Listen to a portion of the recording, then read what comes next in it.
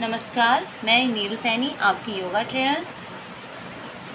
मैं आज आपको रसौली से संबंधित कुछ एक्सरसाइज के बारे में बताऊंगी। ठीक है, देखिए दोस्तों, रसौली होने का कारण क्या होता है ये भी मैं बताऊंगी। ठीक है, देखिए रसौली ज़्यादातर महिलाओं में रसौली होना स्टार्ट हो जाता है 30 के बाद। आफ्टर 30 ईयर्स एज रसौली होना ही स्टार्ट हो जाती है। ठीक है, और इसका मेन रीज़न क्या होता है ये मैं आज आपको बताती हूँ। जैसे पीरियड, जिन जिन महिलाओं को पीरियड इरेगुलर आता है, ठीक है, उनको ये प्रॉब्लम होती है। या फिर पीरियड का टाइम से ज़्यादा होना। ठीक है, जैसे कि पीरियड का साइकिल होता है 6 डेज़ का, और अगर 6 डेज़ से ज़्यादा आपको पीरियड आ रहा है तो भी रसौली का कारण है। दूसरा कारण हो सकता है कि पीरियड में ज़्यादा फ्लो होना। अगर आपको ब्लीडिंग बहुत ज़्यादा हो रही है तो ये भी एक रसौली का कारण है। तीसरा कारण ये होता है कि आपको यूरिन का बार बार आना। अगर आपको यूरिन बार बार आ रहा है तो भी ये रसौली का कारण है। इस दौरान आपके बैक साइड में पेन होगा एंड पेड़ू वाले हिस्से में नीचे की साइड में भी पेन होता है। पहला आसन है बद्ध कोण आसन। बद्ध कोण आसन जिसे हम बटरफ्लाई भी बोलते हैं। बटरफ्लाई करने के लिए सबसे पहले आप अपने पैरों को ओपन करिए और थोड़ा सा शेक करिए। शेक करने से क्या होगा कि आपके जो ब्लड का फ्लो है वो पूरे पैरों में अच्छे से फ्लो करेगा और फिर आप आसानी से बटरफ्लाई कर पाएंगे। उसके बाद हम अपने दोनों पैरों को होल्ड करेंगे और इस तरीके से रखेंगे। ठीक है, ये दोनों हमारे आपस में जॉइंट्स होंगे और फिंगर्स को इंटरलॉक करते हुए इसके नीचे रखेंगे और यहाँ से हम बिल्कुल अपनी बैक बिल्कुल स्ट्रेट रखेंगे। ठीक है, बैक को बिल्कुल स्ट्रेट, और यहाँ से हम इसको शेक करेंगे बटरफ्लाई। ठीक है, ये इस तरीके से शेक करेंगे। कोशिश करें कि हमारा जो पैर है, जो थाइस वाला एरिया है, वो मैट से टच हो। कोशिश करें। देखिए पहली बार में नहीं होगा, बट धीरे धीरे आप करते जाओगे तो मैट में टच होना स्टार्ट हो जाएगा। ठीक है, इससे हम शेक करेंगे। इस एक्सरसाइज को आपको 1 मिनट तक की 3 टाइम्स तक की करना है। ठीक है, सेकंड में हमें क्या करना है, ऐसे कोशिश करें आगे आने की। आगे आए, आगे आए, आगे आए, आगे आए, और पैरों को और सिर को माथे को हम फ्लोर से टच करें।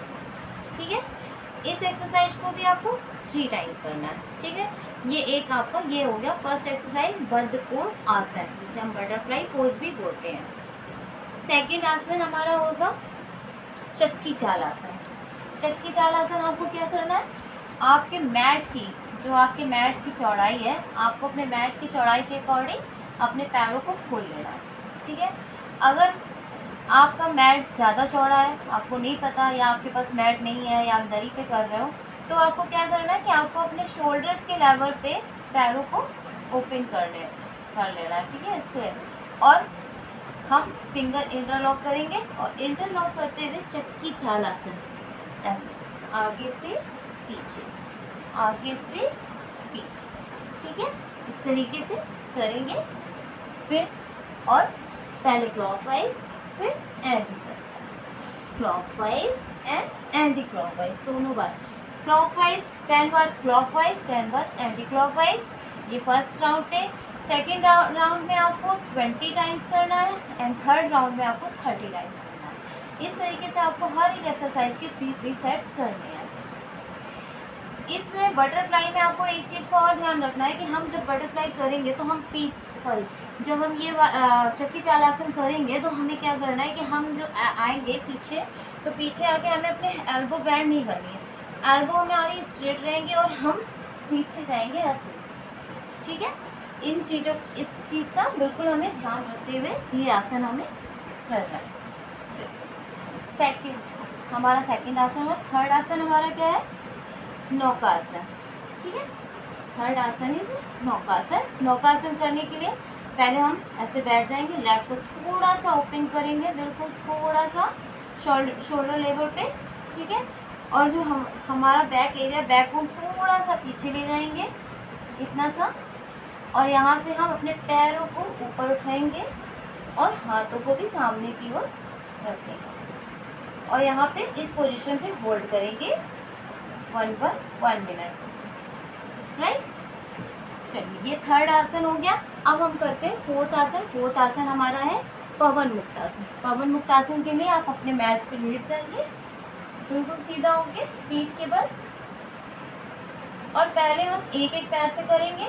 राइट लेग को फोल्ड करेंगे, नी को बैंड और फिंगर को इंटरलॉक करते हुए यहाँ पे रखेंगे और इससे हम अपने बैक को दबाएंगे। ठीक है, देखिए यहाँ पे फिर हम इसे अपनी ओर खींचेंगे, यानी हमारा पेड़ों वाला जो हिस्सा है ना वो हमारा दबेगा। ठीक है, पहले एक पैर से एक पैर से ऐसे करेंगे।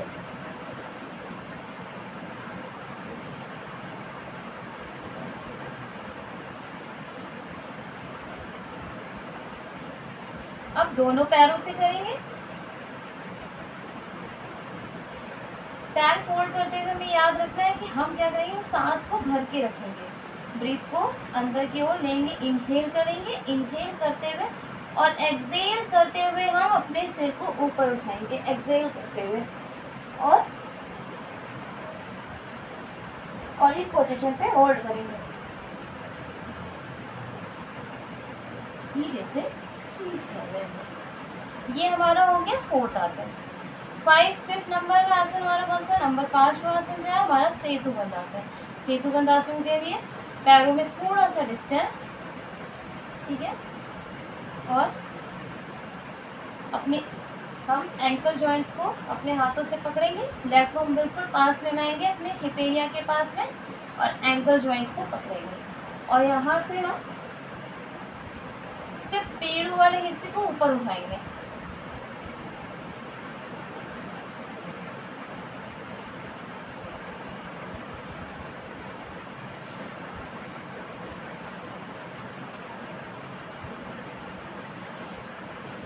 और ये आपको 5 आसन आज मैंने जो बताए हैं, आपको ये 5 आसन करने हैं। रसौली से संबंधित ये आसन है।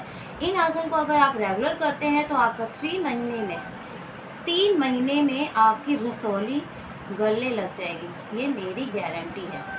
पर आपको ये आसन रेगुलर बेस पे करने होंगे और रेगुलर एक परफेक्ट टाइम पे, जिस टाइम को आपने चूज़ किया है अपने योगा करने के लिए, उसी टाइम पे आपको नेक्स्ट डे आप उसी टाइम पे इस आसन को, इन आसनों को करेंगे तो आप रसौली से निजात जल्दी ही पा लेंगे।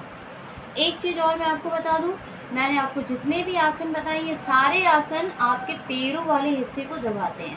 ठीक है, जब आपका पेड़ों वाला हिस्सा दबता है ना तो उसी से जब वो दबना स्टार्ट होता है तभी हमारी ये सारी प्रॉब्लम्स का सलूशन है, जिससे जो रसौली होती है वो इसी जब ये दबती है तो उससे क्या, जब इस पर असर पड़ता है तो वो धीरे धीरे गलना स्टार्ट हो जाती है। आप इन 5 आसन को करिए और मुझे कमेंट में बताइए कि आपको फ़ायदा हो रहा है या नहीं। उसके बाद मैं आपको नेक्स्ट और भी एक्सरसाइज बताऊंगी रसौली से संबंधित। तब तक के लिए नमस्कार।